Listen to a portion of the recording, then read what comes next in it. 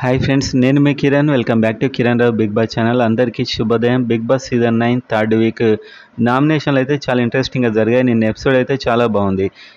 ఇంకాస్త తెలిసింది ఎవరేంటి, ఎవరు ఎలా మాట్లాడుతున్నారు అనేది అయితే. సో వీడియో చూసే ముందు వీడియోని గట్టిగా లైక్ చేయండి బిగ్ బాస్ ఫ్యాన్స్ అంతా, అండ్ కామెంట్ చేయండి మీ ఓటు ఎవరికి అనేది. సబ్స్క్రైబ్ చేసుకోండి ఎర్లీ అప్డేట్స్ కోసం. సో వైల్డ్ కార్డ్స్ ఎంట్రీ అయితే ఉండబోతుంది.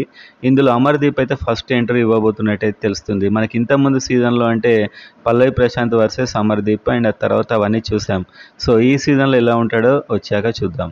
అండ్ ఇప్పుడు మనకైతే నామినేషన్లో ఉన్న ఆరుగురులో ఎవరి ఓటింగ్ ఎలా ఉంది అండ్ నామినేషన్స్ ఎలా జరిగాయి అనేది అయితే ఈ వీడియోలో ఒక పోల్ చూస్తూ మాట్లాడదాం. సో ఈ వారం ఓటింగ్ రిపోర్ట్స్లో అయితే రాము టాప్లో ఉన్నాడు. ఇతనికి పెద్ద హేటర్స్ లేరు అలా అని చెప్పి ఇతడు పెద్ద టాప్లో లేడు. కాకపోతే ఈసారి ఉన్న కంటెస్టెంట్స్లో ఇతడైతే టాప్లో ఉన్నాడు. ఇతనికి మంచి ఓటింగ్ వస్తుంది.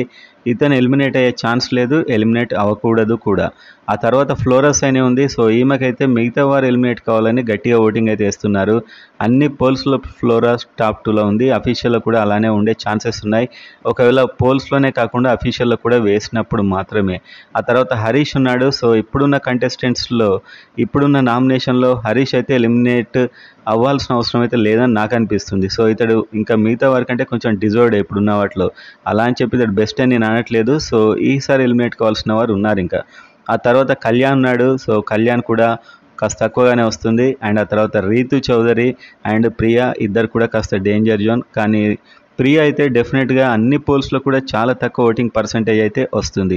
అది ఎందుకో మనకు తెలుసు. హౌస్లో అన్నీ కూడా మనం చూస్తున్నాం. అండ్ వీళ్ళకు ఓన్గా కూడా ఎలాంటి ఫ్యాన్ ఫాలోయింగ్ లేదు. అండ్ హౌస్ పరంగా కూడా వీళ్ళేం ఫ్యాన్స్ని అయితే పెద్దగా ఆకట్టుకోలేకపోయారు. కాబట్టి ప్రియా ఖచ్చితంగా ఈ వీక్ డేంజర్ జోన్లో ఉంటుంది.